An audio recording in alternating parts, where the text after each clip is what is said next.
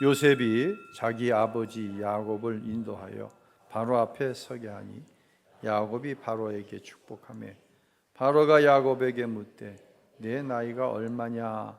야곱이 바로에게 아뢰되 내 나그네 길의 세월이 130년이니이다. 내 나이가 얼마 못되니 우리 조상의 나그네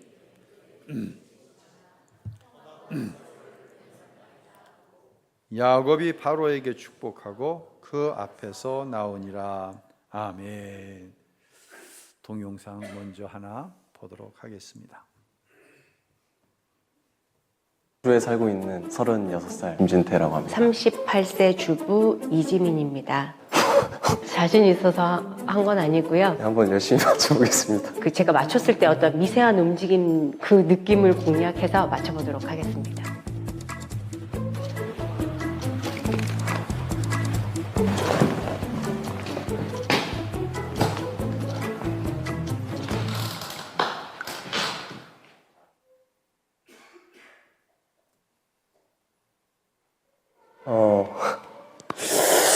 일단 손이 조금 작으신 거 보니까 여성. 무거운 걸 되게 많이 들었을 것 같다는 생각이. 일단 물을 조금 많이 만지실 것 같거든요. 이거 성별은 여자. 이렇게 가사 도우미. 아프신 분, 이렇게 돌봐주시는 분을 뭐라고 하죠? 좀 많이 딱딱하네요. 단순 같은 거. 주름, 이렇게 일을 많이 하시는 분이에요. 뭐 박스나. 일도 조그만 게 아니라 오랜 세월 많이 하신 것 같아요. 네. 아, 눈부셔.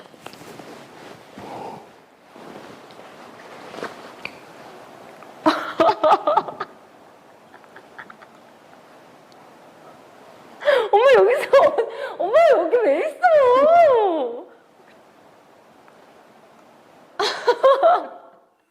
너는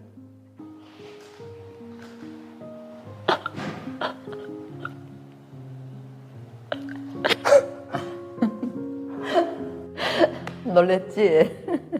엄마는 이런 줄 몰랐잖아. 왜 그러? 아이, 손이 너무 딱딱해가지고. 진짜. 뭐 내 손이 어때서 그래? 어쩐지 오늘 아침에 전화를 안 받더라. 뭔가 약간 이 제작진분들 저를 약간 죄인으로 만드는 듯한 느낌인데. 근데 여기 온다고 안 했으면 엄마 진짜 엄마한테 갔을 뻔했어. 전화 안 받아서. 진짜 너무 눈물이. 애들 다 어떻게 왔어? 애 아빠한테 맡겨놓고 왔지. 이? 제가 만진 손의 직업은 제가 오늘 만진 손의 주인공의 직업은 엄마였습니다. 엄마입니다. 왜 그러? 너무 재밌지 않아? 진짜 일어나도 되나요? 지금 빨리 나가야 될 것 같은데. 고마워. 야야. 엄마 우리 맛있는 거 내가 맛있는 거 사줄게. 엄마 내가 화장품도 사줄게.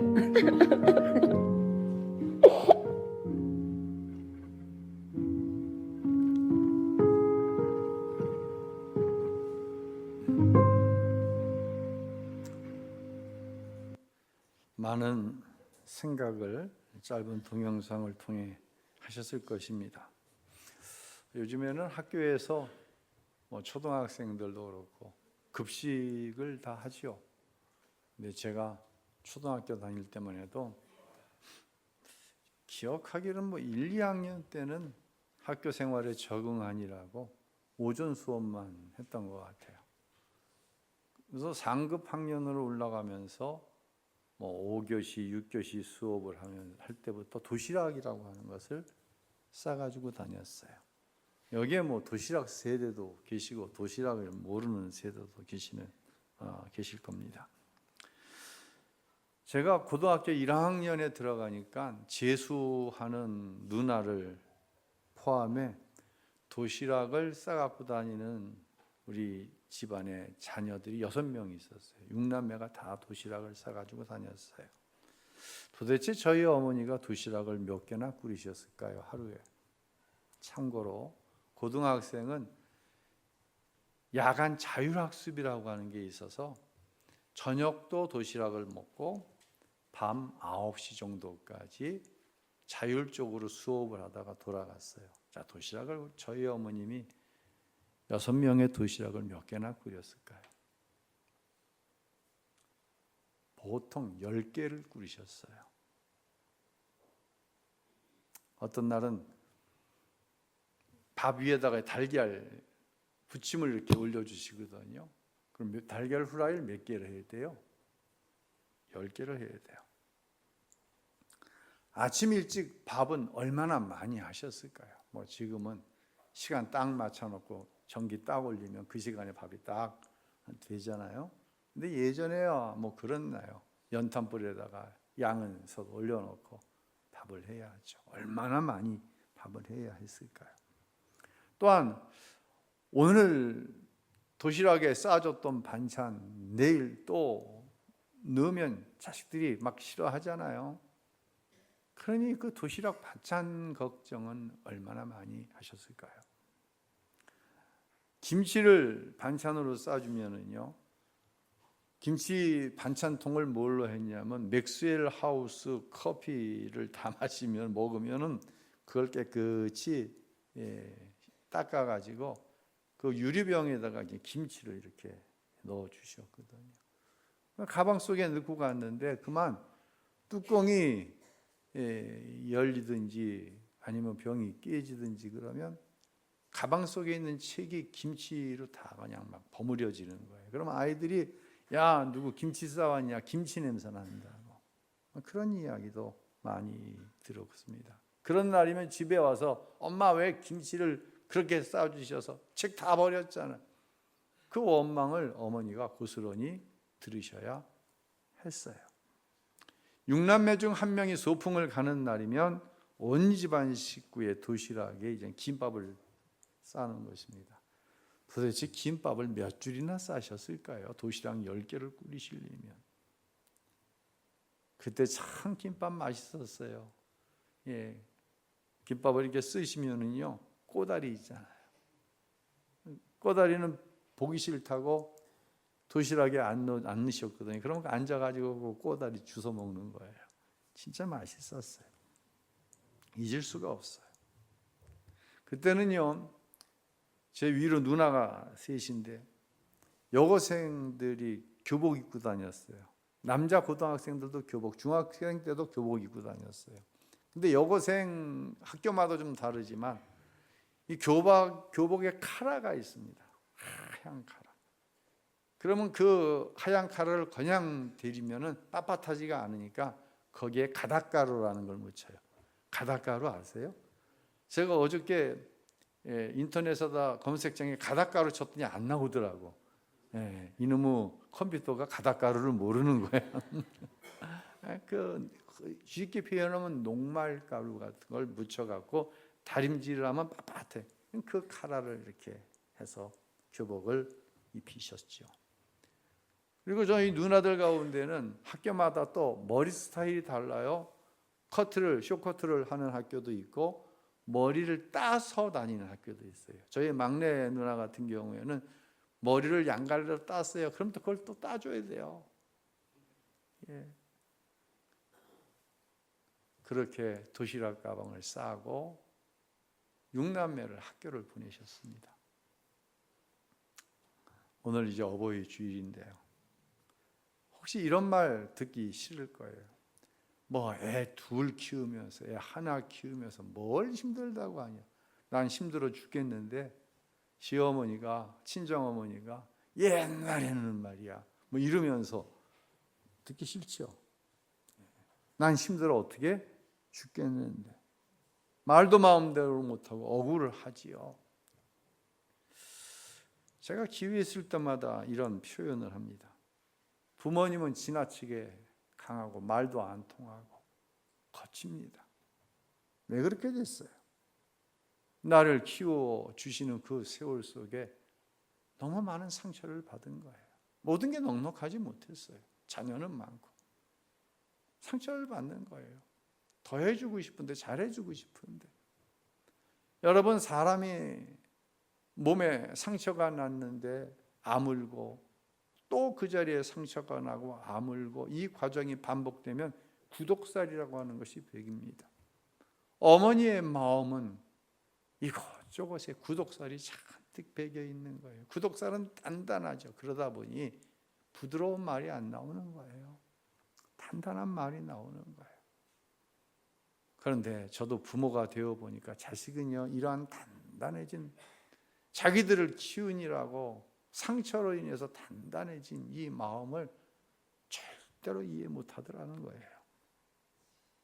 부모님도요, 여러분의 어머니들도요, 여러분처럼 수줍어하고 교양 있게 말하고 부드럽던 때가 있었어요.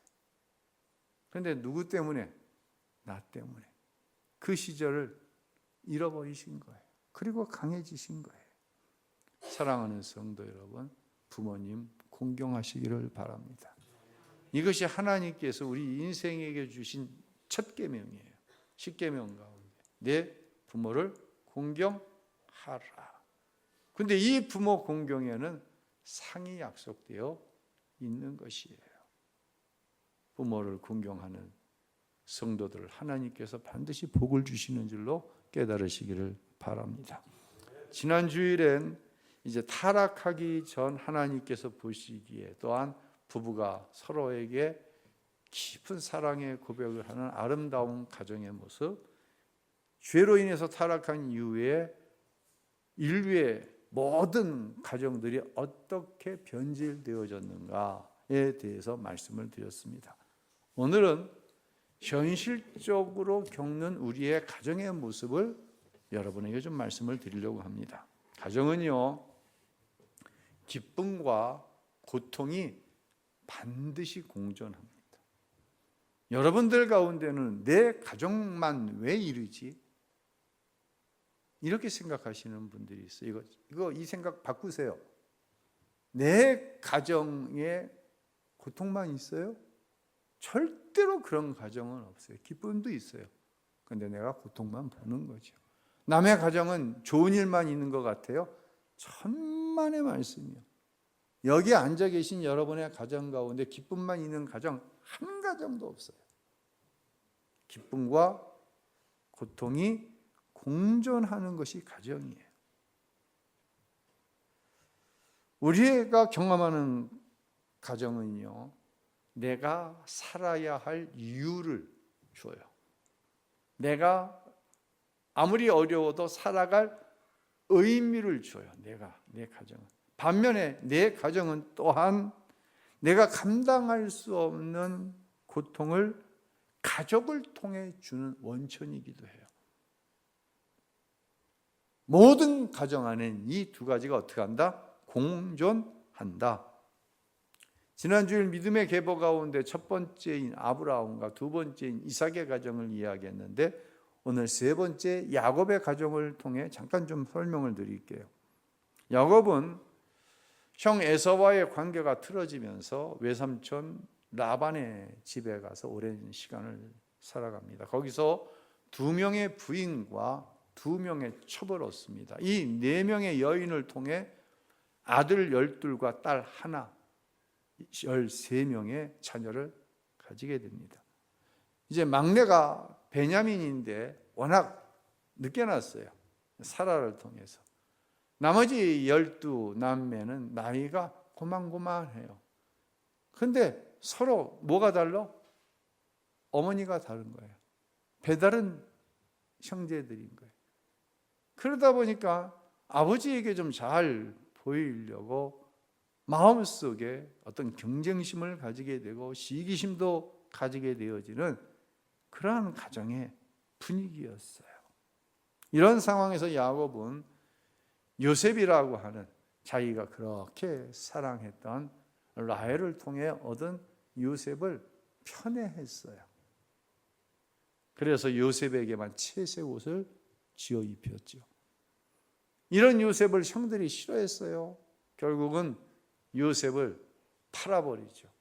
그래서 요셉은 이집트로 팔려가서 노예 생활을 하게 되고 누명을 쓰고 감옥에도 가게 되어지고 이런 과정들을 겪게 됩니다.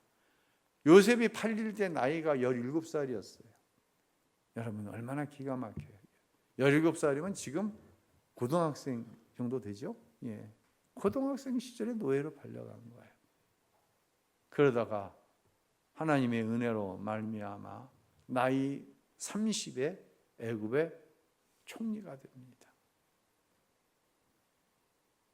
그리고 요셉의 나이가 39살이 되었을 때에 야곱이 사는 그곳에 기근이 일어납니다. 그 기근으로 인해서 먹을 것이 없자 이집트로 먹을 것을 구하러 와요. 이때 요셉의 형들이 죽은 줄만 알았던 요셉을 만납니다. 자, 17살에 헤어져서 39살에 만났어요. 몇 년 만에 형제들을 만난 거예요? 22년 만에 형제들을 만나게 됩니다. 죽은 줄만 알았던 요셉이 살아있다는 이야기를 야곱이 들었어요. 거기다가 요셉이 애굽의 총리가 되어 있는 거예요. 이집트의 왕이 요셉에게 많은 빚을 졌어요. 이집트에도 기근이 왔지만 요셉의 지혜로 말미암아 그 기근을 지금 면하고 있거든요. 요셉의 형제들이 왔다는 이야기를 듣고 이집트의 왕은 아버지를 모시고 와라. 가족들을 다 이주하게 하라. 내가 좋은 땅을 너에게 주겠다. 그래서 야곱은 꿈에도 그리던 요셉도 보고 또한 기근을 피해서 70여 명의 가족들을 이끌고 이집트로 이주를 합니다. 자, 야곱이 왔어요. 이집트의 왕이 요셉의 아버지가 오셨어? 내가 가서 한번 뵈야지. 그러면서 야곱을 찾아옵니다. 그리고 야곱에게 묻죠. 연세가 어떻게 되시나요? 이 질문에 야곱은 이런 대답을 합니다. 바로 오늘 본문인 창세기 47장 9절인데요. 우리말 성경으로 한번 읽어봅니다. 제 나그네 인생이 130년이 됐습니다. 제 인생의 횟수가 짧지만 고달픈 세월을 보냈습니다. 그러나 내 조상들이 살아간 나그네 인생의 횟수에는 미치지 못합니다. 130년이에요. 근데 자기 조상들에 비해서는 그렇게 많이 산 게 아니에요. 하지만 내 인생을 한마디로 정의한다고 한다면 현대어 성경에는 이렇게 표현해요. 정말 고달픈 세월을 보냈습니다. 라고 얘기하는 거예요. 누구를 믿는 야곱인데? 하나님을 믿는 야곱인데. 정말 고달픈 세월을 보냈습니다. 라고 얘기하는 거예요. 그런데 말입니다. 이 본문에 보면은 아주 특별한 말씀이 나와요. 자, 이집트의 왕이 야곱을 찾아왔어요. 그랬더니 야곱이 이집트의 왕을 축복하는 거예요. 처음 만난 사람을. 그리고 대화가 다 마쳤어요. 마치고 나서 10절에 보니까 야곱이 바로를 축복하고 그 앞에서 물러났습니다. 누가 누구를 축복해야 맞는 거예요, 사실은? 왕이 거지가 되어갖고 먹을 것을 얻기 위해서 남의 나라에 온 야곱을 축복해야 되는데 처음 만나서도 야곱이 이집트의 왕을, 헤어질 때도 야곱이 이집트의 왕을 축복하는 거예요. 이건 이런 이야기예요. 자신의 일평생이 정말 고난이 많았어요. 고난의 연속이었어요. 그런데 하나님께서 지켜주셨습니다. 라고 하는 고백이에요. 이 고백이. 이게 바로 믿음의 계보인 아브라함, 이삭, 야곱이 살아온 인생이고 믿음의 계보를 이어가는 저와 여러분의 인생이다라고 하는 거예요. 또한 현실의 삶의 고백이기도 하다라고 하는 거예요. 제가 요즘 읽고 있는 책 가운데 러셀 무어라고 하는 목사님이 쓰신 폭풍 속의 가정이라고 하는 책이 있습니다. 폭풍 속의 가정. 기분이 좋아요? 나빠요? 제목이. 좋아요? 나빠요? 꽃밭 속의 가정. 아니면 은행 금고 속의 가정. 이러면 좀 기분이 좋을 텐데 폭풍 속의 가정은 기분이 좋지 않아요. 그런데 이 제목 가운데 작은 글씨로 숨겨져 있는 문장이 있습니다. 어떤 문장이 숨어져 있어요? 하나님과 동행하는 폭풍 속의 가정. 이거예요. 야곱이 정말로 고통스러운 삶을 살았습니다. 폭풍 속에 사는 거예요. 그런데 애굽의 왕을 축복하는 거예요. 하나님과 동행하였습니다. 하나님이 나와 함께 하셨습니다. 이 고백을 하는 거예요. 우리가 원하지 않는 일들이 우리의 가정에 얼마든지 일어납니다. 지금 일어나고 있습니다.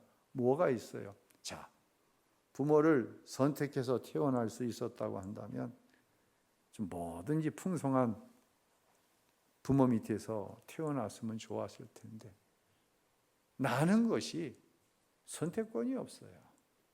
그러니 사는 과정에서 장성하는 과정에서 많은 불편함을 겪었어야 할 분도 있을 것이에요.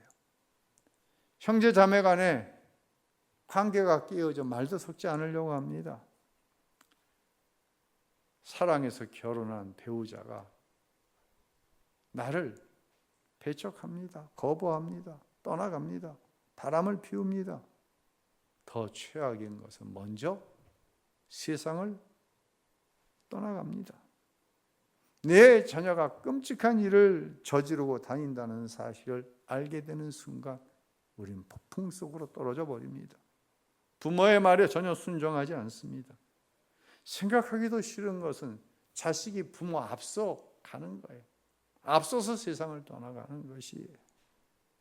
내 가정이 경제적으로 완전히 무너져 버렸습니다. 이러한 폭풍이 내 가정 안에 지금 있는 거예요. 그래서 우리의 가정은 지금 어디에 있냐? 폭풍 속에 있다라고 러셀 무어는 이야기하는 거예요. 공감이 되더라고요. 이러한 폭풍이 내 가정 안에 몰아치고 있는 거예요. 제가 지지난 주간에 이제 총동문회에 참석을 했다가 친구 목사님과 우리 설악산 가자, 설악산을 갔어요. 갔는데 이제 시간이 별로 없어서 등반은 못하고 친구가 케이블카 타봤냐고 물어보더라고요. 근데 케이블카를 타본 것도 같고 안 타본 것도 같아. 네, 그래서 케이블카를 타고 검금성까지 올라갔어요. 이제 등산로를 쫓아, 등산로가 길지 않아요. 조금 가다 보니까 갑자기 30여 년 전에 내가 이곳에 왔었구나라고 하는 생각이 확 들어와 버렸어요. 30년 전에 제가 교회를 개척하던 시절이에요. 정말 춥고 눈이 많이 오는 겨울이었어요. 교회를 이제 개척을 해서 나름대로 열심히 했습니다. 그런데 경제적인 어려움은 해결할 수가 없더라고요. 개척 후 4년 동안 아내에게 생활비를 단 10원도 가져다 주지는 못했어요. 개척 당시 우리 큰아이가 첫돌이 이제 갓 지났을 때인데 교회 사택은 여러분에게 이제 몇 번 말씀을 드렸는데 교회가 이제 상가 2층에 있고 교회 사택은 상가 옥상에 창고를 개조해서 3평짜리 문 열고 들어가면 이제 싱크대 하나 있고 그죠 수도꼭지 하나 있고 그리고 오른쪽에 문 열고 들어가면 방 하나가 있는데 장 있고 침대 있으면 한 사람이 움쩍할 수도 없는 그러한 작은 공간입니다. 그런데 창고다 보니까 난방이 안 되는 거예요. 그러니까 겨울이 되면 우리 아이를 장모님 댁에 가다 맡기는 거예요. 그래서 장모님 손에 의해서 우리 큰아이가 자라났어요. 교회를 개척하면 당연히 힘들 것이라고 하는 예상은 누구든지 하죠. 그리고 아무리 힘들어도 하나님께서 힘 주시기 때문에 능히 감당할 수 있다고 하는 믿음이 저에게도 있었고 제 아내에게도 있었어요. 그래서 개척을 한 거예요. 그런데 말입니다. 가족은 이게 또 다른 문제더라고. 가족은 또 다른 문제더라고. 이게 무슨 의미인지 여러분 다 공감하실 거예요. 어느 날 이런 현실의 문제가 차곡차곡 쌓여가지고 너무너무 혼돈스러운 거예요. 교회에 있다가 그냥 가슴이 터질 것 같으니까 교회 승합차를 몰고 속초로 그냥 가버렸어요. 속초로 가갖고 제일 높은 곳에 가면 하나님 만날 수 있을 것 같아요. 그래서 하나님 만나서 좀 하나님 생각을 듣고 싶은 거예요. 그래서 설악산을 갔어요. 그때 제 복장이 정장에 바바리를 입고 구두를 신었어요. 눈이 얼마나 많이 왔는지 등산로는 다 폐쇄가 되어지고 오직 케이블카를 타고 공금성에 올라갈 수가 있는 거예요. 근데 그때 케이블카라는 것이 조잡하기 이를 데가 없어요. 내려와서 보니까 옛날에 운영하던 케이블카를 보니까 지금은 한 20여 명 이상이 그냥 타거든요. 그런데 지금 케이블카의 크기가 한 5분의 1이나 될까? 케이블카 조작도 케이블카 안에서 하는 거야. 그런 게 옛날 게 전시되어 있더라고. 그러니까 내가 케이블카를 탔나 못 탔나 그런 생각이 들었던 것 같아요. 이 공금성까지 올라갔습니다. 공금성 올라간 사진 하나 보여주실래요? 제가 지지난 주간에 공금성에 올라갔는데 여기 경사가 굉장히 가파라요. 저기 눈이 왔는데 그 눈이 꽁꽁 얼었다고 생각해 보세요. 구두를 신고 절대로 못 올라가요. 그러다 보니까 옆에 그 아이젠이라고 하는 게 있잖아요. 신발에다 이렇게 묶고 뾰족뾰족하게 해서 이제 이 얼음을 꽉꽉 찍어갖고 그거를 빌려주는 사람이 있더라고요. 돈을 받고. 그래서 그 아이젠을 빌려가지고 기어서 저 공금성 꼭대기까지 올라간 거예요. 저 꼭대기에 올라가면은 이만한 바위가 있어요. 꼭 이렇게 끌어안기 알맞은 바위가 있어요. 그 차디찬 바위를 끌어안고 하나님 앞에 기도를 한 게 아니라 하나님을 불렀어요. 이 이야기는 아마 제 아내도 처음 들어보는 이야기일 것 같아요. 여러분에게 처음 해보는 이야기예요. 하나님. 그러니까 다른 사람들이 정장에 바바리 코트에 구두 신고 그걸 기어 올라가는 젊은이를 봤을 때 저거 어떡하려고 그러나 아마 굉장히 염려하는 사람들이 많았을 거예요. 근데 올라가더니 바위를 붙잡고 하나님 찾고 있는 거예요.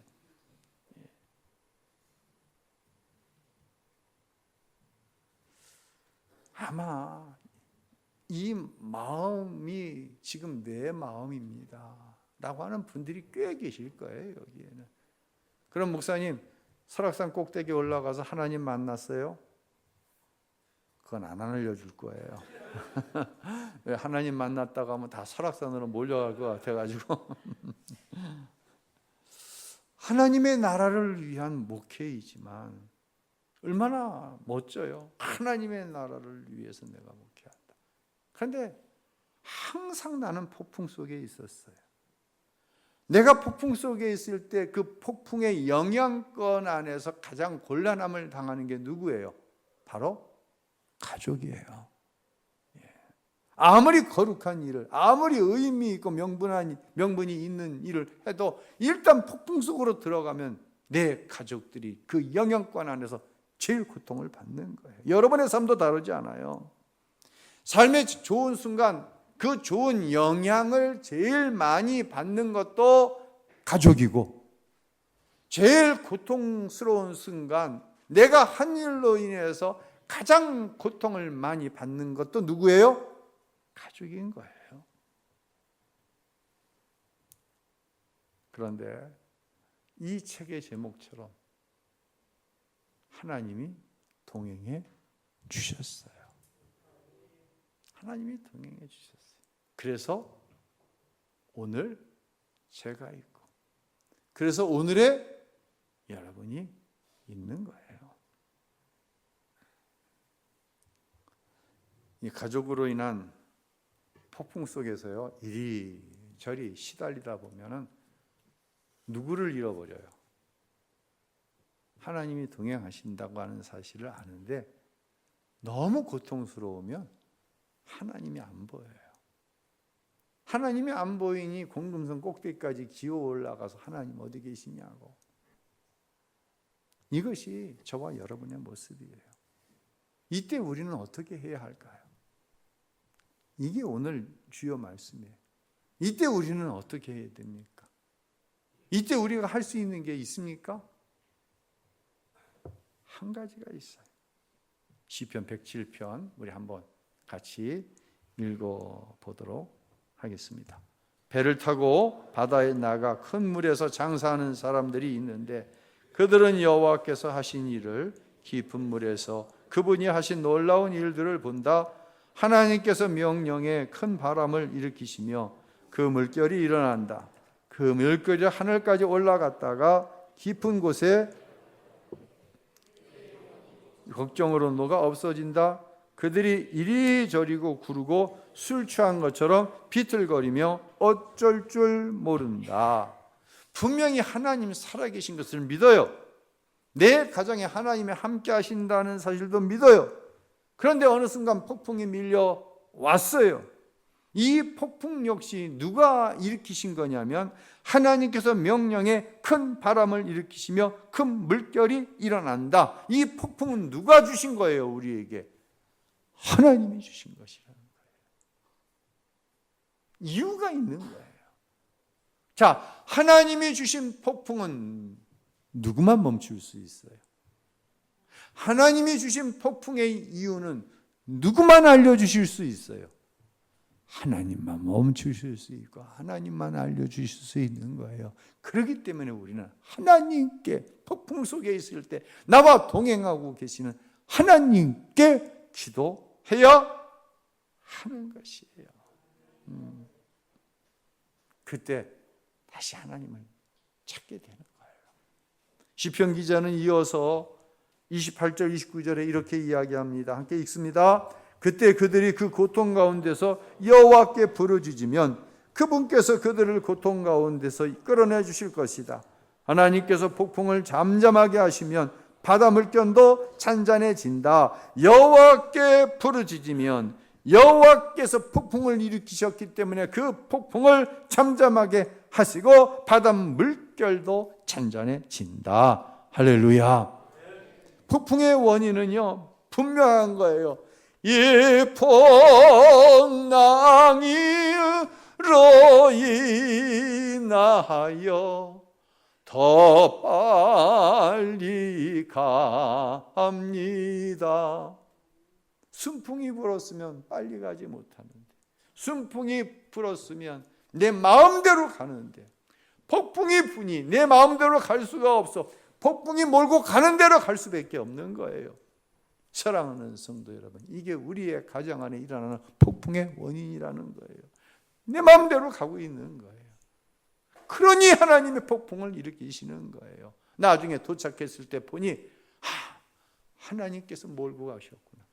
오히려 이 풍랑으로 인해서, 순풍이 아닌 풍랑으로 인해서 더 빨리 하나님의 약속의 장소에 이를 수 있었구나. 이것이 바로 성도의 고백인 줄로 믿으시기를 바랍니다.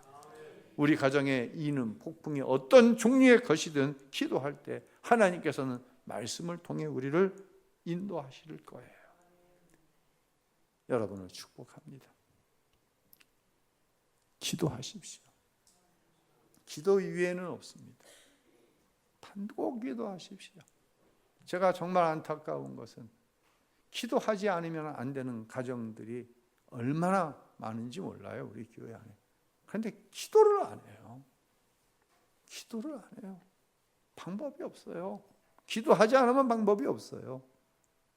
어느 곳에 있든지 어떤 모습으로 있든지 하나님 앞에 부르짖어 기도하여서 하나님께서 이루어 가시는 놀라운 인도를 경험하는 모든 사랑하는 성도 여러분들이 되시기를 예수님의 이름으로 축원합니다.